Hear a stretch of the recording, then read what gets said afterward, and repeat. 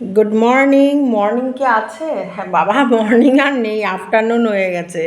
যাই হোক, আমার প্রচুর কাজ। দেখো বুকেও একটু ব্যথা ব্যথা করছে।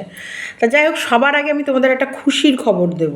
ইয়েস, একটা খুশির খবর দেব। সেটা হচ্ছে আমার লাইভের মধ্যে আসতো সুমি। সুমি বলে একটা মেয়ে, যে বাংলাদেশ থেকে এসে শিলিগুড়িতে আইভিএফ করেছিল। মনে আছে তো? তোমাদের মনে থাকবে, আমার ভিউয়ার্সরা এদের মনে থাকবেই। ও যে কারণে আমি মৌ ক্রিয়েশন অফ মৌকে আমি বলেছিলাম যে তুমি ওই শিলিগুড়ি থেকেই ট্রিটমেন্ট করালে ভালো হতো। তো ওর যমজ বাচ্চা, যমজ দুটো ছেলে জন্ম নিয়েছে মাদার্স ডের দিন। ও আমাকে কিন্তু হোয়াটসঅ্যাপে লিখে জানিয়েছে এবং বাচ্চা দুটোর ছবিও পাঠিয়েছে। কি কিউট, কি কিউট, সুন্দর সুন্দর দুটো বেবি সুন্দর পাঠিয়েছে। আর এবং বলেছে, সীমাদি তুমি আমার ছেলেকে আশীর্বাদ করো, আমার দুই ছেলেকে আশীর্বাদ করো, এরা যেন মানুষের মতো মানুষ হয়। একদম, আমার তো আশীর্বাদ তো আছেই। আমি চাইবো তোমরাও প্রত্যেকে আশীর্বাদ করো সুমির ছেলেকে, দুই ছেলেকে। ওরা যেন ওর মায়ের মুখ উজ্জ্বল করে। আর মানুষ, প্রথমে যে মান আর হুঁশ নিয়ে মানুষ যেন তৈরি হয়। আর কিছুর দরকার নেই। মানুষ যখনই হবে তখন ও সমাজে ঠিকই মাথা তুলে দাঁড়াতে পারবে। সবার আগে হওয়ার দরকার মানুষ, আর সুস্থ সবল মানুষ। অবশ্যই সবাই ওকে একটু আশীর্বাদ করো প্লিজ, যে যেন বাচ্চা দুটো সুস্থ থাকে, ভালো থাকে এবং ওর যেন নিজের পায়ে দাঁড়ায়, মায়ের এত দুঃখ কষ্ট যেন সব দূর করে।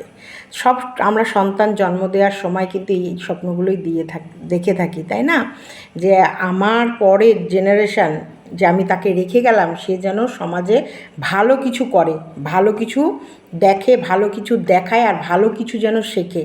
দেখো, আমার যতটুক ভালো আমি আমার বাবা মার কাছ থেকে পেয়েছি, পরিবেশের কাছ থেকে পেয়েছি, সমাজের কাছ থেকে পেয়েছি, আমি সেই ভালোটুকুই কিন্তু আমি আমার ছেলে মেয়েকে দিয়েছি, যাতে ওরাও ওদের আশেপাশে সেই ভালো কিছুগুলোই যেন ছড়াতে পারে, ভালো কিছুই যেন নিয়ে আলোচনা করে, ভালো কিছু নিয়েই যেন থাকে। আর সমাজ প্রথমত, এই যে সিস্টেম সমাজ, আমরা কিন্তু চলে যাব, আমাদের নেক্সট জেনারেশন যারা থাকবে তারা যেন সমাজকে ভালো কিছু শেখায়, ভালো শিক্ষা দেয়, ভালো জ্ঞান দেয় এবং সুস্থ সমাজ যাতে গড়ে ওঠে সেই ব্যবস্থায় কিন্তু আমরা করি। আর সেই কারণেই কিন্তু আমরা নেক্সট জেনারেশনকে শিক্ষা দিই, শেখাই। এই যে না বলি না, মায়ের শিক্ষা আগে হলে শিশু শেখে মার কোলে। এই যে তার জন্য আমাদেরকেও কিছু জ্ঞান রাখার দরকার। আর আমাদের জ্ঞান থাকলে আমরা আমাদের সন্তানদের দেব, তারাও সমাজকে আবার তারাও ভালো কিছু সমাজকে দেবে। তো এটা চলে গেল আমার। দেখো, এগুলো হচ্ছে আমার ভেতরে আছে ইনবর্ন। আমি তোমাদেরকে বারবার করে বলবো, বারবার করে মনে করাবো। তো চলো, কিন্তু এই যে আমাদের ঘোড়া মুখ নিয়ে, যে ঘোড়ার মতন একটা মুখ নিয়ে ঘত ঘত ঘত ঘত ঘত ঘত ঘত ঘত চি চি করতে করতে যে চলে আসে, হ্যাঁ রে ঘোড়া, সত্যিকারের এই যে ঘোড়ারা না যেন একাও থাকতে পারে একদম। এই যে ঘোড়া বলছে, আমরা সব শুয়োরের দল, সব ঘঁত ঘঁত ঘঁত ঘঁত করতে করতে আমরা পৌঁছে যাই, সবাই যেখানেই যাই একসাথে শুয়োরের দল এক হয়ে যায়। প্রথমত, এই শুয়োরের দলের ভেতরেই তুই ছিলি, তুইও কিন্তু একটা শুয়োরই ছিলি।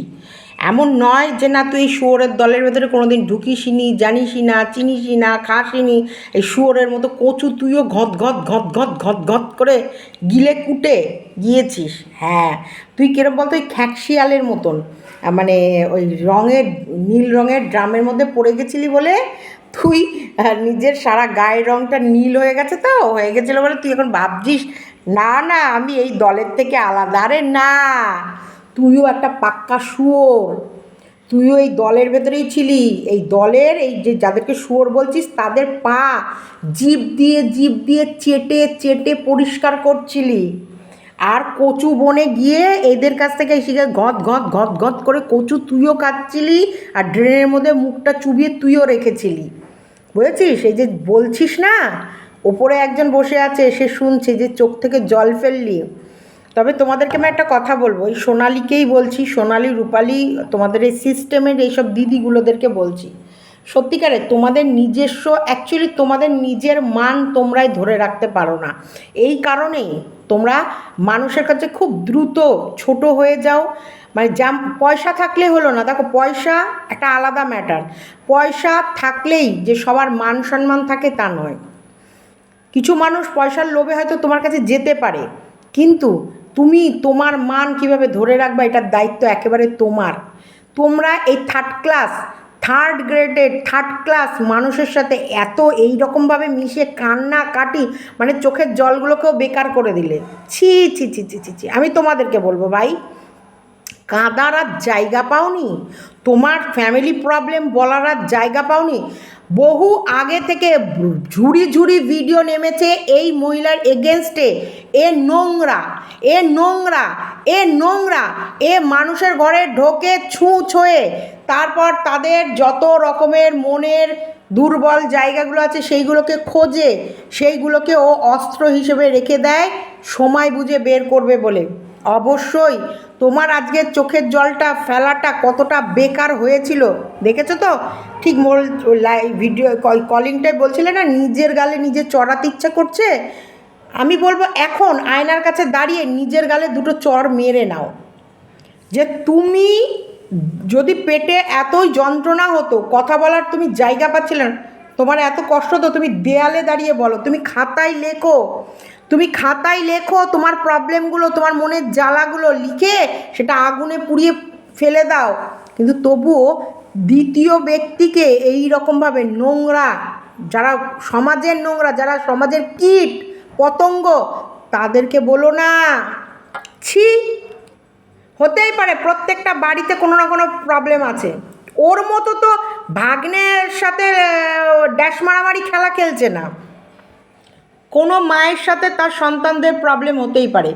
ছেলের সাথে মা বাবার বনিবনা হয় না, মেয়ের সাথে মা বাবার বনিবনা হয় না, ম্যাক্সিমাম হয় না। তার কারণই থাকে ওরা যে পথে চলতে চায় মা বাবারা সেই পথে কোনো সময় বাচ্চাদেরকে যেতে দেয় না। কারণ পথ ভালোও হতে পারে মন্দও হতে পারে, মা বাবারা সবসময় মন্দটাই ভাবে সব কাজে। আমিও আমার ছেলে মেয়েকে সব কাজেই বাধা দিই, তার ভেতরে যেটা বুঝি না এটা করার দরকার যখনই বাধা দেবো তখনই ওদের ইয়াং ব্লাড, ইয়াং রক্ত, ওরা সব সময় মেজাজ ফাট করে গরম হবে, 2 মিনিট পর ঠান্ডা হয়ে যাবে, 2 মিনিট পর ঠিক যখন নিজের ভুল বুঝতে পারবে তখন ঠিক মায়ের কাছে আসবে। তো এইগুলো মা বাবার কোনো সময় কোনো প্রবলেম যদি অন্য কারোর কাছে ডিসকাস করা হয় বা অন্য কোনো ম্যাটার বা অন্য কোনো, সেইগুলো নিয়ে তুই বিক্রি করে খাবি। এই হতচ্ছাড়ি জানোয়ার, তো তুই এই যে ভয়েসটা শোনাচ্ছিস, ও কি ব্লগার? ও কি ব্লগার? ও কি কোনো ভিডিও দিচ্ছে? ওর ভিডিওর মাধ্যমে সমাজের কি কোথাও কোনো খারাপ বার্তা যাচ্ছে?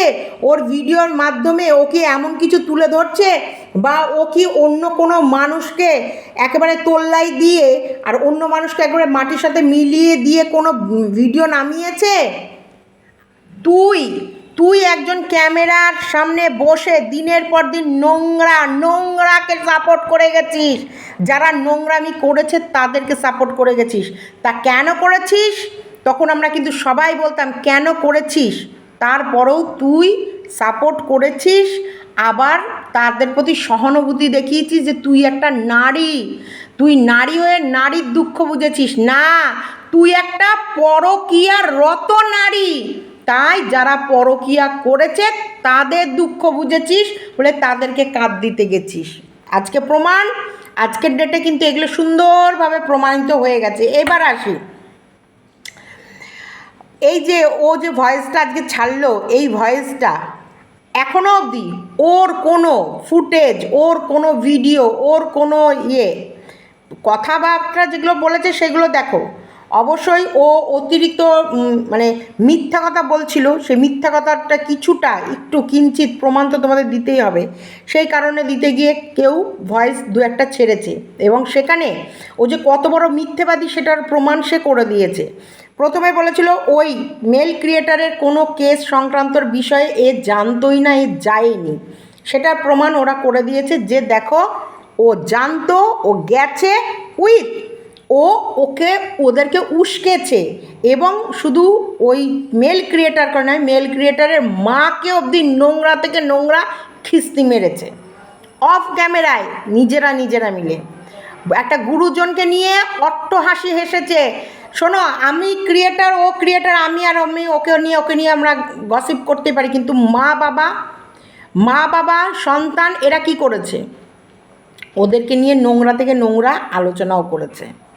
এবং মাকে ও যে নোংরা ভাষায় ও একটা ভদ্রবাড়ির বউ হয়ে ওর মেল ক্রিয়েটারের মাকে যে নোংরা অশ্রব্য ভাষায় গালাগালি দিয়েছে, তো এগুলো তো প্রমাণ তোমাদের দেখাতেই হবে যে ও কত বড় সত্যি কথা বলছে। এবার দেখো, ও ভিডিওতে বসে বলেছে যে প্রমাণ দেখা, প্রমাণ দেখা। দেখো, ও যতই চিৎকার চেঁচামেচি করুক, ও যাই করুক, ও নিজেও জানে আমাদের কাছে কি আছে। ও নিজে খুব ভালো করে জানে যে কথাগুলো বলছি সেগুলো যে মিথ্যে না, এগুলো ও খুব ভালো করে জানে। কারণ প্রথমেই তো বললাম, দেখো পমপমের প্রত্যেকটা ওয়ার্ড কি আমাদের বলতে হবে কোনটা সত্যি কোনটা মিথ্যে? কিন্তু পমপম যে সত্যি কথা বলে না তার প্রমাণ আমরা দিয়ে দিয়েছি। এই যে পকেটের মধ্যে করে ফোন রেকর্ড নিয়ে যাওয়া, মানে কোনো ফোন অন করে কারোর বাড়ি যাওয়া। এবার ওরা ভিডিওতে বলেছে আমাদেরকে কেউ শিখিয়ে দিয়েছে, এবং সে বলেছে তোদের মধ্যে কি কথোপকথন হবে সেখানে তো আমরা থাকবো না, আমরা পরে শুনবো, তাই তুই রেকর্ডটা করে আনিস। তাই তাকে শোনানোর জন্য আমাকে যদি বলে কেউ কারোর বাড়ি গিয়ে আগুন লাগিয়ে আসতে, আমি লাগিয়ে আসবো? আজকে আমি বলছি তো, এই ওয়াইটির পর্দায় আমি জোর গলায় বলছি, আমাকে অনেক কাজ ছেঁড়া গেঞ্জি করতে বলেছিল, আমি করেছি। আজকে আমি ইচ্ছা করলে বাচ্চার বাবাকে পুরো বানের জলে ভাসিয়ে দিতে পারতাম, দিয়েছি। আমি কি করব না করব এটা একেবারে আমার নিজস্ব চয়েস। আমাকে যে যতই বলুক রেকর্ড করে আন, আমি শুনবো। আমি কেন করব না? আমি কি কথা বলছি না বলছি আমি বলে আসি, সেটাই আমি তোমার কাছে বলবো। তোমার যদি বিশ্বাস হয় তুমি বিশ্বাস করবে, না বিশ্বাস করলে আমার কিছু করার নেই। আমি দিদি লুকিয়ে লুকিয়ে কথা রেকর্ড করতে পারবো না। ও যদি এটা বলতো তাহলে বলতাম ও সত্যিবাদী, আর এবং ওর ভেতরে আছে, দম আছে। ও অন্য কেউ বললো আর সেটা গিয়ে ও রেকর্ড করে আনলো, তার মানে ও একটা অমেরুদণ্ডী প্রাণী, মিথ্যুক, ফ্রড, জোচ্চোর। আমাদের কাছে তো তাই ভাই।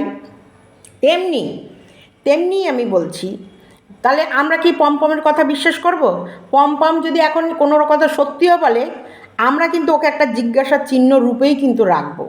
তেমনি এই যে আমাদের ঘোড়ামুখী কালসাপ যে জন্তুটা, এই যে ঘোড়ামুখী কালসাপ নামক জন্তুটি যে কত বড় মিথ্যেবাদী, সেটা কেউ তার চ্যানেলের মাধ্যমে ভয়েস ছেড়ে প্রমাণ করে দিয়েছে যে ও জানতো না মেল ক্রিয়েটারের নামে কেস হচ্ছে।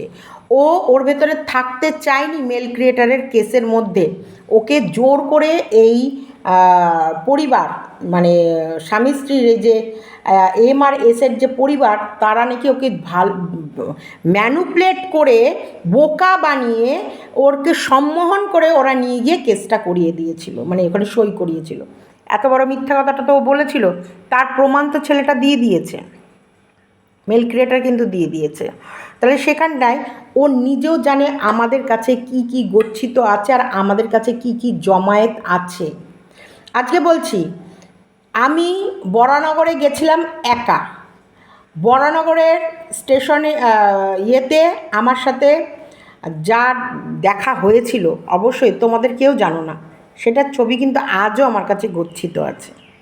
কেউ জানো না, কারণ ও আমার শত্রু ছিল তখন। অ্যাকচুয়ালি তখন কিন্তু দীপ্তি আমার শত্রু ছিল। ও শুধু ভাবছে এত দূর এসেছে, আমি একা যদি কোনো বিপদে পড়ি, বা যদি ও একজন, দেখো এই যে যারা পার্টি করে তাদের ভেতরে একটা সমাজ সংস্কারের একটা ব্যাপার থেকে যায়, মানে সমাজমূলক কাজ।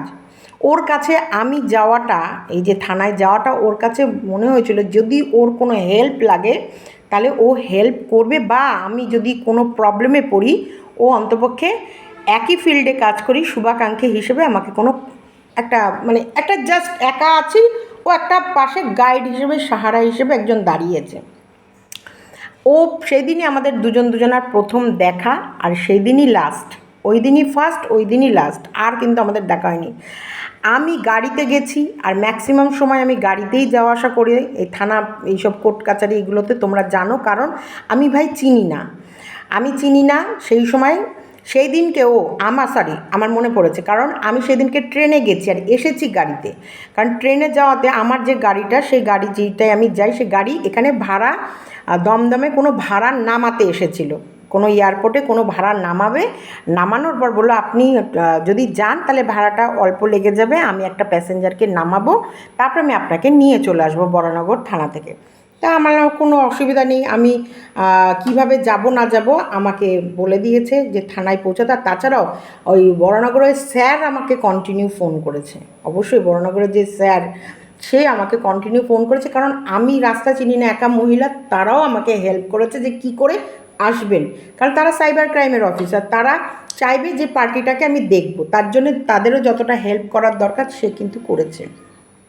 তা আমি ওখানটা কোন স্টেশন যেন একটা নেমেছিলাম, স্টেশনটার নাম আমি ভুলে যাচ্ছি, বিশ্বাস করো, দমদমের বোধহয় একটা স্টপেজ আগে, একটা কি ইচ্ছাপুর বা এরকম কোনো একটা স্টেশনে, আমি দেখো নাম বলতে পারছি না, দেখো আমি ভুলে যাই। বরানগরে যেতে গেলে যে স্টেশনে নামতে হয় সেটা নেমেছি, নামার পর ওখানে আমার সাথে এক ভিউয়ার্সেরও দেখা হয়েছে। দেখো আমি বলছি আজকের কথা না, এটাও 2-3 বছর হয়ে গেল, 2 বছরের ওপরে, ওখানটায় 3 বছরের কাছে। ওখানটায় আমার এক ভিউয়ার্সের সাথে আমার দেখা হয়েছিল, সেই যখনই আমি ট্রেন থেকে নেমেছি তখনই বলছে তুমি সীমাদি না? আমরা হ্যাঁ। বলছে তোমার ভিডিও আমি দেখি, তোমার আমি ফ্যান। তা খুব ভালো, তার সাথে দেখা হলো। তারপরে কি একটা ওভারব্রিজ পার করে আমি সেখানে জিজ্ঞেস করছি আমি কীভাবে যাব ওইখানে, মানে ইয়ে অবধি পৌঁছেছি। তারপরে আমাকে ফোনে কন্টিনিউ, তো বললাম তো স্যার ফোন করেছে। আমি ঢুকে অপেক্ষা করছিলাম ওই স্যার আসছেন বলে, তখন এর সাথে দেখা হয়েছে, এবং আমার আবার থানাতেই গাড়ি পৌঁছে গেছে। ওনার সাথে কথা 1-1.5 ঘন্টা কি 1-2 ঘন্টা মতন এরকম ছিলাম থানায়, এবং খুব সাদরের সাথে আমাকে চেয়ারে বসিয়ে কথোপকথন আমাদের হয়েছে, আমার চ্যানেলটাকে পুরো ওপেন করে, আমার কোন ফোনে কোন চ্যানেল, আমার ইমেল আইডি কি সমস্ত তারা বের করে ফেলেছে, এবং তারা ঘুঁটে খেয়ে ফেলেছিল, কারণ ওরা এলিগেশন লাগিয়েছিল আমি হচ্ছে ইয়ে কি অ্যাকাউন্ট হয় যেগুলো হচ্ছে, দাঁড়াও, মানে অন্য নাম করে অ্যাকাউন্ট, মিথ্যে অ্যাকাউন্ট খুলে আমি অন্য জায়গায় ওর মেয়েকে বা বাচ্চাকে নিয়ে খিস্তিখামারি মেরে এসেছি। সেই কারণে ওরা কিন্তু আমার চ্যানেল খুলে আমার ফোন ঘেঁটে পুরো দেখে নিয়েছে যে না, সেরকম নামে কোনো ইমেল আইডি আমার ফোনে নেই, বা আমার ফোন থেকে কোনো দিন ক্রিয়েটই হয়নি।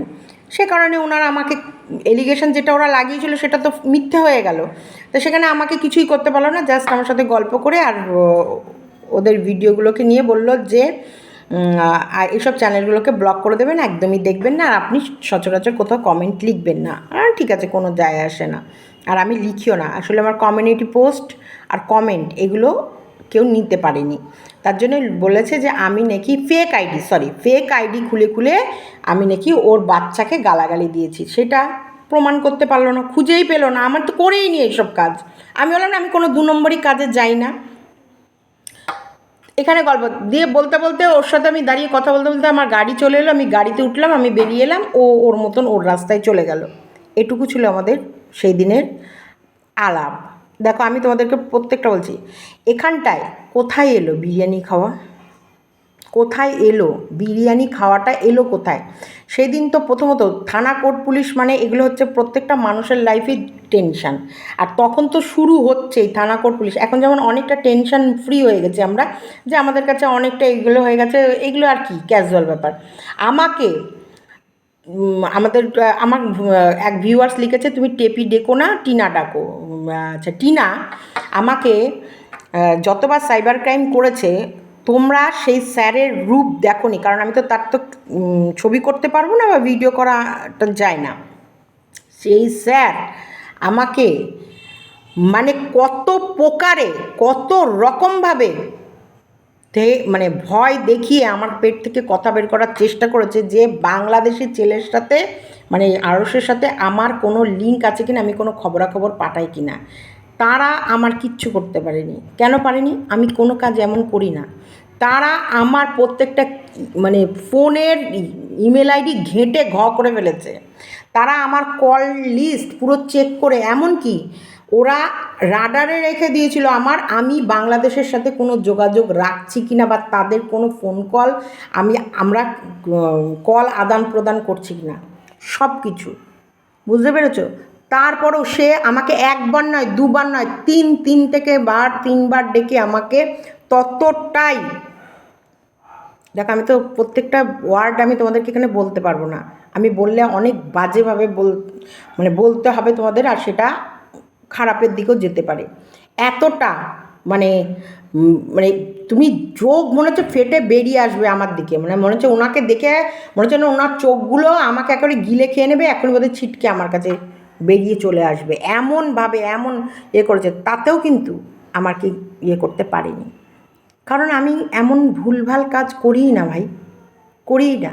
হ্যাঁ, ওখানটা আমার একটা অপরাধ ছিল, ওর হাজব্যান্ডের চ্যানেলেই ওরই যে ভিডিওগুলো ছিল সেগুলো আমি স্ক্রিন রেকর্ড করে দিয়েছি। এখানে এটা তো মানে 100% যে মুখগুলো তো টিনারই, মুখগুলো তো অন্য কারো না। আর কমপ্লেন তো করেছে টিনা, তা টিনার মুখের ছবি টিনা কমপ্লেন করেছে, এটা জায়েজ। আমাকে বললো আপনি যা বলার এমনি বলুন, কিন্তু কোনো ভিডিও বা কোনো ফুটেজ বা কোনো নাম বা কোনো ট্যাগ আপনার করার দরকার নেই। আপনার যেটা বক্তব্য আপনি আপনার মতো করে বলুন, বোঝা গেছে?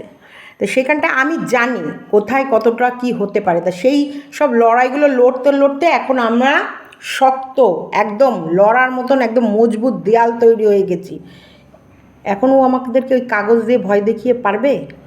পারবে কি? হ্যাঁ, গাধি। কালকে দীপ্তির ভিডিওর একটা রাতের ভিডিওর একটা মক্ষম কথা বলেছে, আমি কথাটা রিপিট করছি, দীপ্তির কথাটা। ও যে কিউআর কোড দিয়ে যে টাকাগুলো তুলেছে যে প্রত্যেকটা মানুষের কাছে, সেই টাকাগুলো কি লেগেছে? লাগেনি তো। সেই টাকাগুলো তো লাগেনি, সেই টাকাগুলো দিয়েই তো আনন্দ করছে, ফুর্তি করছে, বিজনেস করছে, এবং অন্যের ক্ষেত্রে বলছে ওর বরের ট্রিটমেন্ট করতে গেলে লোন তুলতে হয়। ও কী করে বুঝবে? যদি কিউআর কোড দিয়ে 20-25 লাখ টাকা তুলে নেওয়া যায় মানুষের কাছে কেঁদে মিথ্যে কথা বলে, তো ও কি বুঝবে? তারপরে সেই টাকা যদি কোনো কাজেই না লাগে, না কোর্টে লেগেছে, না উকিলকে লেগেছে, না খুব বেশি 1-1.5 লাখ টাকা লেগেছে, খুব বেশি হলে, আমি বলছি বেশি, কমই লেগেছে কিন্তু খুব বেশি হলে 1-1.5 লাখ লেগেছে, তার বেশি কিন্তু লাগেনি। 25 লাখের টাকা তুললে 1-1.5 লাখ লাগলে ওর কাছে 22 থেকে 23-24 লাখ টাকার কাছে ওর কাছে রয়ে গেছে। এই যে 23-24 লাখ টাকা যে ওর কাছে রয়েছে, তাহলে সেই টাকার সুদ কত হতে পারে তোমাদের কোনো আইডিয়া আছে? আর সেই টাকা দিয়ে ওই যে এই বিলাসবহুল জীবন কাটাবে, তারা কি বুঝবে যে একটা চিকিৎসা করতে গেলে কত টাকা খরচ হতে পারে, আর এবং সেই টাকা জোগাড় করতে গেলে লোনও নিতে হতে পারে? ও বুঝবে?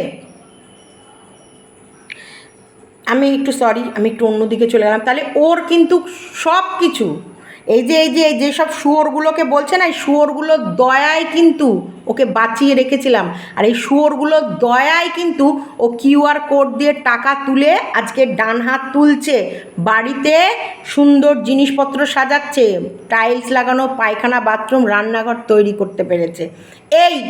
এই যে যেসব শুয়োরগুলোকে ঘঁত ঘঁত ঘঁত ঘঁত করে বলল, সেই শুয়োরগুলোর দয়ায় ও কিউআর কোড দিয়ে টাকা তুলে, এবং ওই শুয়োরগুলো পাশে ছিল বলে আজকেও এই জায়গায় বসে ও এত বড় বড় লেকচার সবার এগেনস্টে মারতে পারছে। বুঝতে পেরেছ? দরজা খোলা আছে, আসো। এই বলা সহজ, একটা বাড়িতে যদি কোনো রোগ ঢোকে সেই বাড়িতে কিভাবে ট্রিটমেন্টের টাকা যায় আমার কাছে জিজ্ঞেস করো, আমি বলতে পারবো। টাকা এরকম মনে হবে শুধু তুমি 20 টাকা দিয়ে তুমি একটা ফল কেনার আগে 10 বার ভাববা, কিন্তু 2000 টাকা দিয়ে একটা রক্ত রিপোর্ট করতে তুমি একবারও ভাববা না, একবারও 1 সেকেন্ডের জন্য ভাববা না, যদি তেমন ক্রিটিক্যাল কন্ডিশনের মধ্যে যখন তোমার ফ্যামিলি পড়ে থাকবে। কিন্তু তুমি 20 টাকা দিয়ে একটা ফল কেনার আগে 10 বার করে এটাকে নিয়ে চিন্তা করবা, এই ফলটা 20 টাকা দিয়ে নেবো না থাক। কিন্তু এক্ষুনি ডাক্তার লিখবে যে 8 ঘন্টার মধ্যে এই বিলটা করে আসতে হবে, একটা রক্ত রিপোর্ট 2000 থেকে 2200 টাকা তোমাকে কিন্তু করে আসতে হবে। তোমাকে 1 সেকেন্ড তোমার চিন্তা করার ওখানে টাইম নেই। এগুলো ও কি বুঝবে? আরেকটা কথা, ও দেখেছে আমরা এই যে আজকে দীপ্তি বলো বা যে আমি বলো, যে আমরা কি কোথাও ভিডিও করেছি, আমরা কোথাও পাবলিকালি এনেছি? ও কি দেখেছে যে কোথাও বিরিয়ানি খাওয়া হচ্ছে, বা আমরা যে বিরিয়ানি খাচ্ছি সেটা পেছন থেকে কেউ ছবি তুলে ওর অবধি পৌঁছে দিয়েছে? আমরা একই টেবিলে বসে বিরিয়ানি চামচে তুলে খাচ্ছি, সেটা কেউ হতেই পারে কোনো না কোনো ভিউয়ার্স কোনো না কোনো দিক থেকে ছবি তুলতেই পারে, সেটা ছবি তুলে নিয়ে ক্লিক করে ওর কাছে পৌঁছে দিয়েছে? দেয়নি তো, তারপরেও তো দিনের পর দিন বলে যাচ্ছে বিরিয়ানি খাওয়া। আজকে গীতাদিকে নিয়ে যে কথাগুলো বলছে যে কি গেম খেলে মেম খেলে, হ্যাঁ দেখো একটা কথা আমি বলছি এখানটায়, আমি তোমাদেরকে যেটা বলবো সেটা কিন্তু কারুর হয়ে বলছি না। গীতাদি যদি গেম খেলে, কার টাকায় খেলেছে? তোর টাকায়? কিউআর কোড দিয়ে তুলেছে, বা কাউকে ফোনে বলেছে যে আমাকে 1,000 টাকা হেল্প করো গো, আমার টাকা নেই? বলেনি তো। সে তার রোজগারের টাকা দিয়ে সে যদি গেম কোথাও খেলে থাকে, সেটা খেলে যদি সে হেরে থাকে, তার প্রবলেম, সেটা তো ইউটিউবের সাথে কোথাও জড়িত নেই। তুই কেন আলোচনা করছিস? আমরা তো খারাপ, আমরা তো তোর নোংরা জিনিস পেয়ে গেছি বলে আলোচনা করছি। তুই তো ভালো, তুই তো জানিস কারুর যেগুলো ওয়াইটিতে দেখানো হয় না সেগুলো নিয়ে আলোচনা করা যায় না। তুই কেন আলোচনা করছিস? তুই কেন মানুষকে মিথ্যে ভুলভাল করে অন্য কথা বলার চেষ্টা করছিস? দেখো, গীতাদি একটা বয়স্ক মানুষ, স্বামী নেই, 2 মেয়ের বিয়ে হয়ে গেছে।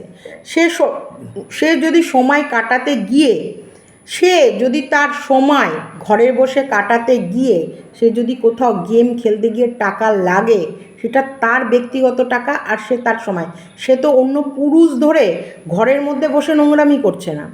দেখো, গীতাদি কিন্তু একটা টাইম তো যৌবন ছিল, ছেলে মেয়ে 2 মেয়ে তো ছোট ছিল, সে তো ঘরে বসে কোনো তার যৌবনের এডিট করতে বসে পড়েনি ওর মতন। ভাগিনা ওপর থেকে তরকারি নিয়ে চলে এলো, দিদা দিয়ে আসি, নিয়ে গিয়ে তরকারি দিতে গিয়ে চাটনি চেটে চলে গেল। আমাদের কালকে পৌলমী বলছে তরকারি দিতে এসে চাটনি চেটে চলে গেল, সেই কাজ তো করেনি। সে যদি ঘরে বসে খেলেও, এটা কি আমি বলবো, এটা কিসের না, এখন অনেক লুডো বেরিয়েছে, লুডো, তুমি পয়সা দিয়ে লুডো খেলো, ওই রং এরম এরম এরম করে কি রঙে রঙে রং, আমার কাছে তো সারাদিন আসে রং খেলা, ক্যারাম বোর্ড আছে, নানান রকম গেম আছে সেইখানটায়। তারপরে তুমি ওই আমরা কি ক্যান্ডি ক্রাশ খেলতাম, আমি খেলেছি ক্যান্ডি ক্রাশ, খুবই খেলেছি ক্যান্ডি ক্রাশ। তো এইগুলোর ভেতরে এইগুলো টাকা ছিল না, আগে ক্যান্ডি ক্রাশে কোনো টাকা লাগতো না, কিন্তু অনেকে আছে যে পয়সা দিয়েও এইসব গেমগুলো খেলে, যে অবসর সময় বসে আছি দেখি যদি 10 টাকাও আসে, 10 টাকা হয়তো প্রথমে দেবে, তারপরে 50 টাকা নিয়ে নেবে। সেই গেম যদি উনি ঘরে বসে খেলে, তোর বাপের কি বা অন্য কারোরই বা কী? তিনি ঘরে বসে তার ফ্যামিলি মেম্বারের, তার একটা ছোট্ট 12 বছরের ছোট কচি পাঁঠার মাথা তো চিবিয়ে খায়নি, বা অন্য কারোর সংসার তো গিলে নেয়নি। জানোয়ার, জন্তু, অসভ্য, ইতর। হ্যাঁ, সে তো তার ঘরে বসে তার ওই মানুষটারই খারাপ হওয়ার বেশি চান্স ছিল।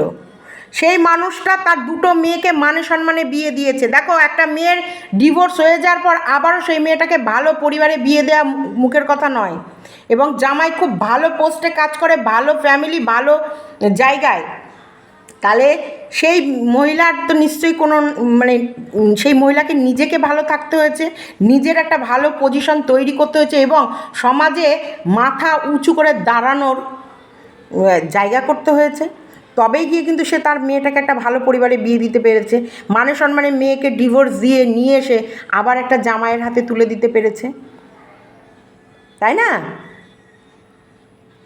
আমি তো ভাই এইগুলোই দেখি। আজকে ওকে আমি বলছি তো, ও এই টিনাকে বলো, ও ওই মন্দিরাকে বলো, এর 2টো মহিলাকে খারাপ করার মূলে ছিল এই অসভ্য ইতরটা। হ্যাঁ, ওই অসভ্য ইতরটা ওর জায়গা দিয়েছে বলে ওরাও পার পেয়েছে, ওরাও ইয়ে করেছে।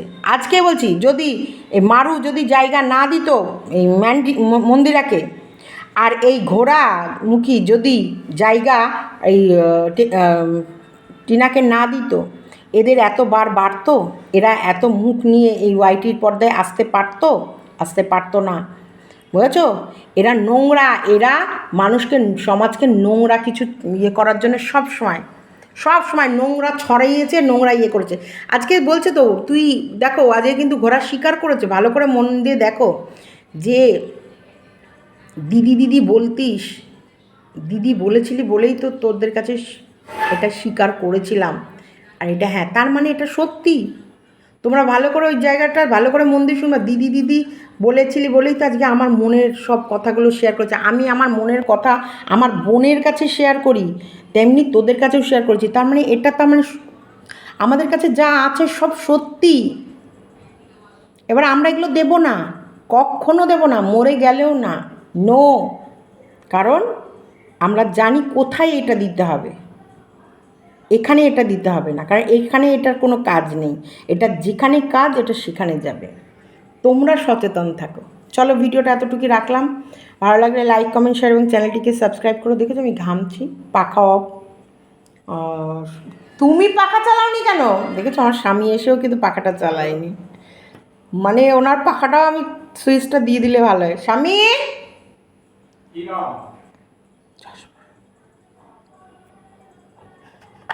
আপনাকে আমি 3বার ফোন করেছি, আপনি তো ফোনই করেনি দাদা। আজকে রবিবার 3বার ফোন করেছি, দেখুন দেখুন। এটা মিথ্যে কথা দাদা, আপনার নাম্বারে আমি 3বার ফোন করেছি। চলো ভিডিওটা এতটুকুই রাখি, কথা বলতে আমি চশমা। মিথ্যে কথা কেন বলবো দাদা? আমি মাল আশা আর মালটা দিলে তো আমাদেরই টাকা ক্যাশ হবে। দাদা, আমি তো আপনাকে এত